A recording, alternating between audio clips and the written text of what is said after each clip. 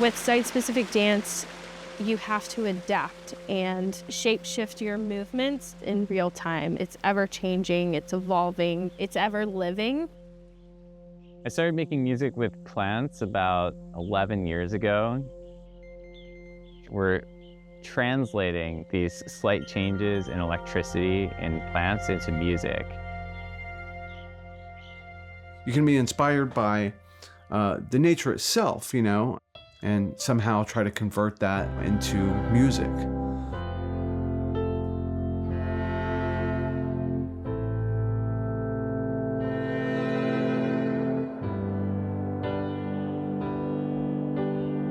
Going out to Big Bend, that high desert, that loneliness, that space, and that sense of peace that you get out there, getting away from the busy of the world. Coming from Austin, where there's so much noise. You have traffic, you have leaf blowers, you got people mowing their lawns. You leave town and you go out to Big Bend, this epic landscape of West Texas. A shocking silence. Seeing this mountain range, been driving for hours, and it just starts to appear in the distance and then grows and grows and grows. That's really what I was trying to represent. My name is Justin Sherburne. I'm a composer here in Austin, Texas. My group is called Montopolis. The essential thing for me was representing that majesty and that minimalism. What are you trying to do? You're trying to communicate that feeling to people when they listen to the music. What emotion is this giving to me? And you do that through all the tools that you have as a composer. Melody and rhythm and choice of instrumentation and all these things. So that's the starting point. But the overarching theme is that just pure beauty of nature, pure beauty of the wildlife, pure beauty of getting away. With the Big Bend Overture, the essential thing for me was grandeur. And it starts with this big fanfare representing the mountains and the majesty, followed by silence. So it's a big phrase and then silence for 2 bars. So you see right here, we have the horns and strings and the majesty, followed by silence. There's so much in nature that directly translates to music and provides this great inspiration. It's just an infinite source for describing the emotion musically, but sometimes I'm quite literal. This melodic line is going to emulate a river. It's a pretty big leap conceptually to say I'm listening to this music and it's making me feel like I'm, in a creek. But, you do your best.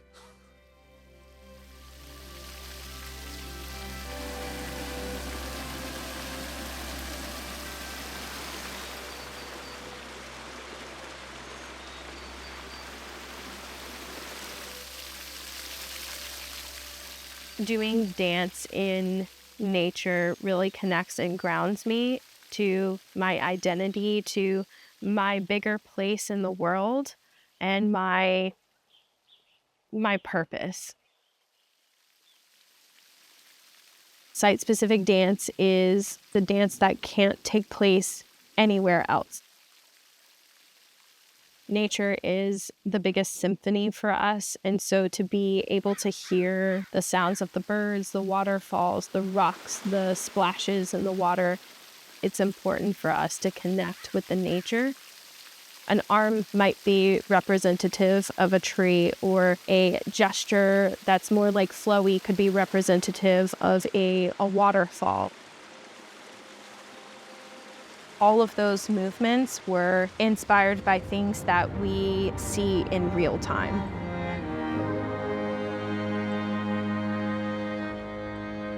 When I was improvising by the tree, I was listening to the sounds of the waterfall and the sounds of the birds chirping and having that inform my movement. We get to explore our environment in a way that I think the average person doesn't get to.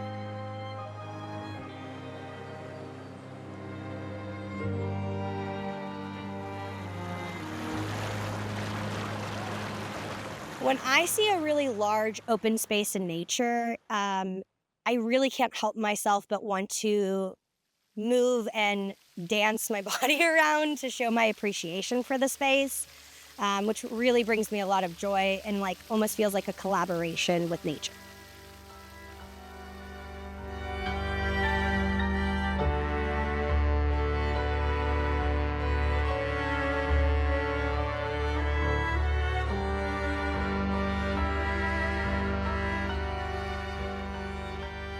It's almost like a meditative process, which might seem odd since we're not like closing our eyes or standing still, but you're able to really like go into this serene mindset and enjoy all of the details that sometimes when you're moving so fast in life, you miss.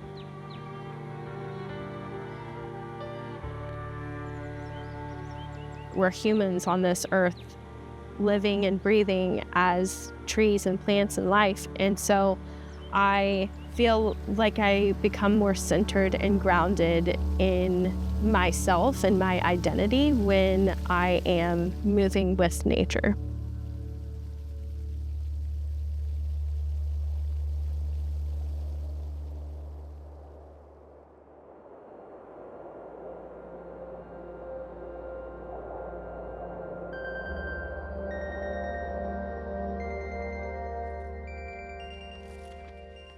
Every single step is a new moment. We're always evolving. We're always moving forward. Everything's going to change. So as we're walking on a trail, it's nice to take a moment to stop and enjoy where you are. My name is Joe Patitucci, and I make music with plants. It seems interesting that I'm always inspired by these natural places. It's almost like they were speaking through me musically. And I thought, what would happen if I just took myself out of the equation? What if the plants could kind of sing on their own? Oh, this is really cool. I love the color. I'll set up and lay my things down and then bring out my plant waves. Now I'm connecting my clips to the leaves of the Turk's cap. And I'm listening.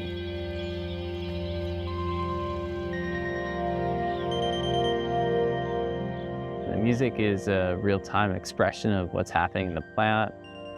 It's really harmonious.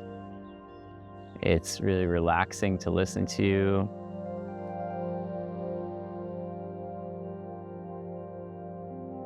And then when I unclip, it all fades away.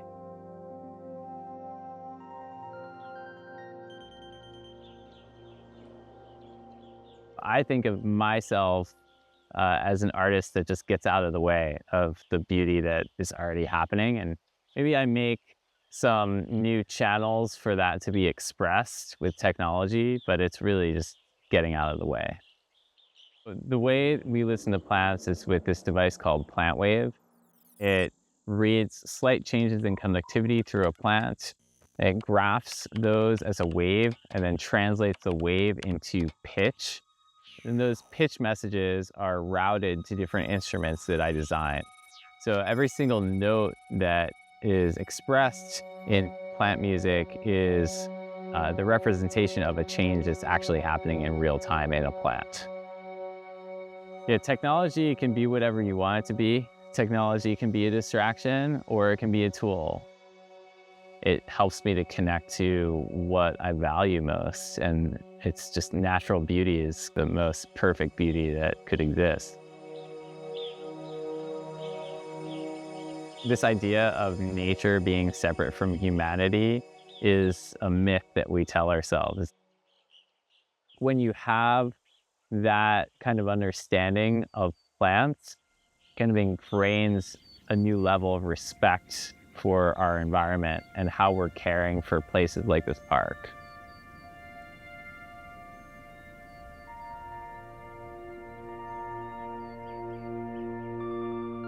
It's a unique way to connect to a space. being here at sunrise, it just feels like we were greeting the day.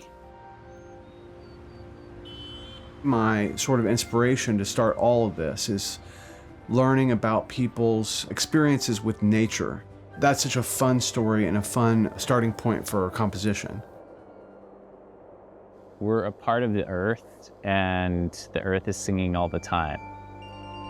So I just take some time to listen.